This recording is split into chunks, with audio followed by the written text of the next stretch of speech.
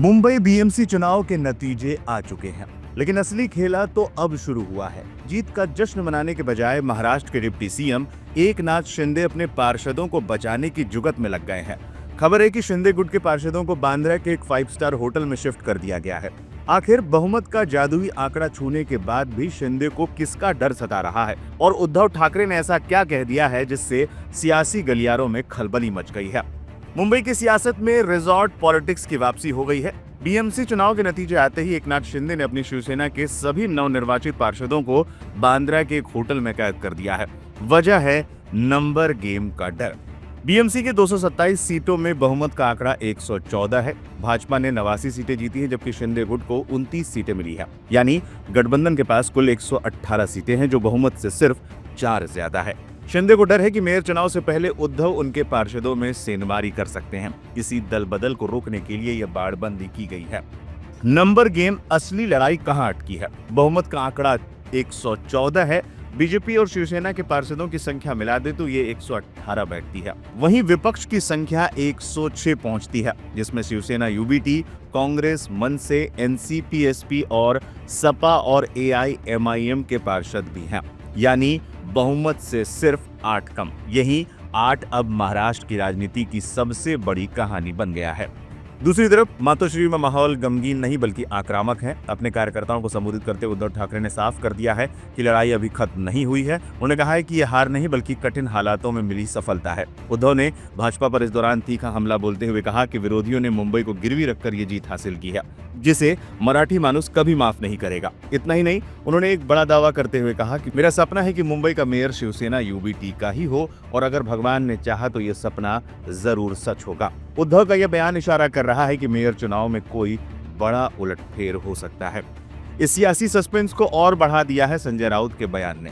राउत ने शनिवार को एक सनसनीखेज दावा करते हुए कहा कि विपक्ष के पास वो आंकड़ा मौजूद है जिससे कभी भी तख्ता पलट किया जा सकता है। हालांकि उन्हें यह भी जोड़ा कि लोकतंत्र का वो सम्मान करते हैं। जो फाइनल टैली आई है, कहीं ना कहीं आपको लगता है एमएनएस ने अगर थोड़ा जोर लगाया होता तो नंबर कुछ अलग हो जाता?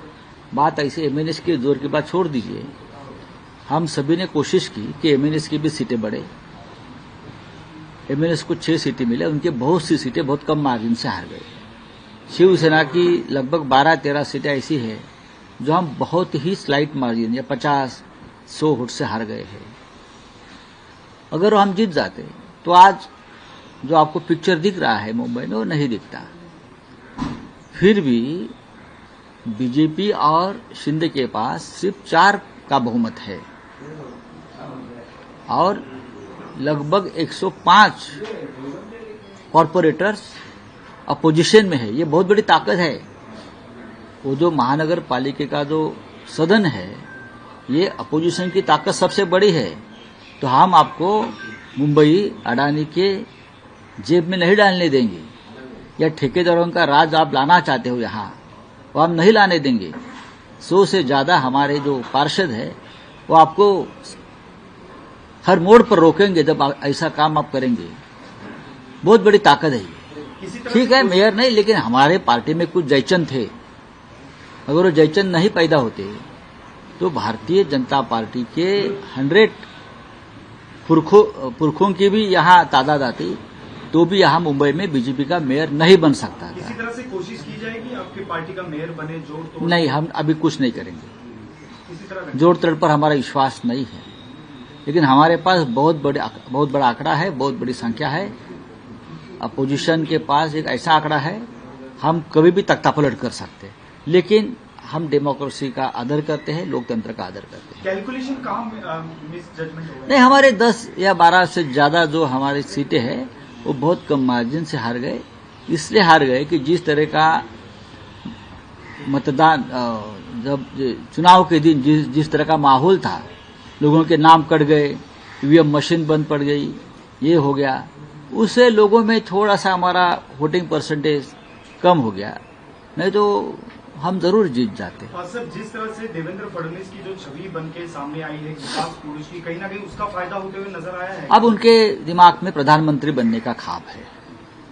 दिल्ली में जाकर प्रधानमंत्री की कुर्सी पर विराजमान होने का जो उनका जो ख्वाब है, उस दिशा में वो जा रहे हैं। आप उनको श्रेय देंगे? क्योंकि हमने देखा था पिछली बार जब बीएमसी के चुनाव हुए थे 2017 में और उससे पहले, तो बड़े बड़े नेता सीएम वगैरह यहाँ पे आए थे, पर इस बार ये सब दिखा नहीं। ऐसे लगता है कि सिंगल नहीं, इस बार ऐसा था कि उनको लगता था कि हम मुंबई जीत नहीं पाएंगे।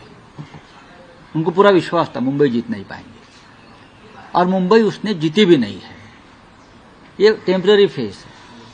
मुंबई इस तरह से आप जीत नहीं सकते। मैंने कहा ना कि हमारे पार्टी में जयचंद बनाकर आपने शिवसेना तोड़कर पहली बार मुंबई में आपका मेयर बिठाने का सपना आपने पूरा किया है। बाकी कुछ नहीं। अगर जयचंद नहीं होता तो बीजेपी कोई आसान नहीं होता। आपने जयचंद का जिक्र किया तो कहीं ना कहीं एकनाथ शिंदे का जो वर्चस्व है वो कहीं ना कहीं इस चुनाव में कम होते हुए नजर आ रहा है। नहीं, अभी ये चुनाव के बाद एकनाथ शिंदे का अधपतन शुरू होगा। अब एक सर्कल पूरा हो गया है, और वो सर्कल पूरा हो गया है महानगर पालिका चुनाव तक। लोकसभा, फिर विधानसभा, फिर नगर पंचायत, और फिर अब महानगर पालिका। अब बीजेपी को उनकी जरूरत नहीं है। सर, एक और सवाल है। पीएमसी और पिंपरी चिंचवड के बाद जो नतीजे आए हैं, शरद पवार और अजीत पवार को काफी सेटबैक वहां दिखने में है, क्योंकि एक पूरा वन साइडेड दिखाई दिया है। तो अभी जो मर्जर की जो अटकलें हैं, आज एक ही साथ मंच भी शेयर कर रहे हैं बारामती में। हो सकता है कि आज ठीक है, उनके पार्टी में वो लोग क्या निर्णय लेंगे उसके ऊपर मेरा मत व्यक्त कर। आकलन किस तरह से रहेगा इसको आने वाले दिनों में? किस तरह से महाविकास आघाड़ी या फिर जो अपोजिशन का एक जो धड़ा है वो? देखिए, अजीत पवार ज्यादा दिन तक सत्ता में नहीं रह सकते, इतना मैं कहूंगा। जिस तरह का माहौल पुणे और पिंपरी चिंचवड में सरकार के खिलाफ बनाया था, देवेंद्र जी के खिलाफ बनाया था, तो भारतीय जनता पार्टी के मन में अजीत पवार के लिए खटास है, एक गुस्सा है। ज्यादा दिन तक अजीत पवार मुझे नहीं लगता है कि सत्ता में बैठेंगे। वो फिर उनकी घर वापसी होगी, और दोनों पार्टी एक साथ, चाहे मर्जर हो या एक साथ वो काम करेंगे, ऐसा मुझे लगता है। और शिंदे को भी जाना पड़ेगा, क्योंकि अगला विधानसभा का चुनाव भारतीय जनता पार्टी शिंदे के साथ लड़ने नहीं जा रही है, शायद लोकसभा भी। आपने अगले विधानसभा का जिक्र किया। आप लोग का किस तरह से कैलकुलेशन होगा? यूबीडी, शिवसेना और एमएनएस आने वाले अभी देखो, आज नतीजे आए हैं। एक दो दिन में राज साहब, उद्धव साहब, हम सब लोग बैठेंगे। ये फैमिली मैटर है, शायद आज भी हम उनसे मिल सकते हैं, उनसे बात करेंगे ना। हमारे बड़े नेता है, तो उनसे बात करेंगे। जेपी के चुनाव साथ में लड़ेंगे? जिला परिषद के जो अभी देखेंगे, जिला परिषद के आएंगे चले जाएंगे। राव साहब, एक सवाल और है। इंटरनेशनली पूछा जाए तो जिस तरह से जो डोनाल्ड ट्रंप लगातार कह रहे हैं इंडिया पाकिस्तान का युद्ध उन्होंने रुकाया, कल फिर से उन्होंने जिक्र किया, और ग्रीनलैंड को लेके उनका रुख काफी ये रहा है कि अगर ग्रीनलैंड को लेके कोई अपोज करता है तो उस पर बात ऐसी है कि पाकिस्तान के प्राइम मिनिस्टर मिस्टर शरीफ जो है, शाहबाज शरीफ, वो ट्रंप जो कह रहा है कि युद्ध रुकवाया, शरीफ उनको मान्यता दे रहे हैं। जी हाँ, प्रेसिडेंट ट्रंप ने हस्तक्षेप किया, तो अब हमारे प्राइम मिनिस्टर ने मुंह खोलना चाहिए ना। लगभग 100 से ज्यादा बार प्रेसिडेंट ट्रंप ये बोल चुका है कि मैंने मोदी को धमकी दी व्यापार बंद करने की, ट्रेड बंद करने की। मैंने मोदी को धमकी दी, मैंने मोदी के ऊपर दबाव डाला। अगर दबाव नहीं डाला है तो ये हमारे प्राइम मिनिस्टर का कर्तव्य है कि देश के सामने आकर बताइए कि मैंने प्रेसिडेंट ट्रंप का दबाव नहीं माना है, मैंने अपने आप युद्ध को रुकवाया है। हम तो लाहौर तक जाने वाले थे, लेकिन अचानक मुझे लगा कि लाहौर तक नहीं जाना चाहिए, उसमें प्रेसिडेंट ट्रंप का कोई हस्तक्षेप नहीं है। लेकिन जिस तरह से शिंदे गुट में घबराहट है और उद्धव खेमे में आत्मविश्वास, उससे साफ है कि मुंबई के मेयर की कुर्सी की जंग अभी बाकी है। 4 सीटों का मामूली अंतर और उद्धव ठाकरे का ईश्वर की इच्छा वाला बयान मुंबई की राजनीति में अगले कुछ दिन बेहद भारी रहने वाले हैं। क्या शिंदे अपने कुनबे को एकजुट रख पाएंगे या उद्धव कोई नया चमत्कार करेंगे? इसी सियासी ड्रामे के लिए, हर अपडेट के लिए देखते रहिए लाइव हिंदुस्तान।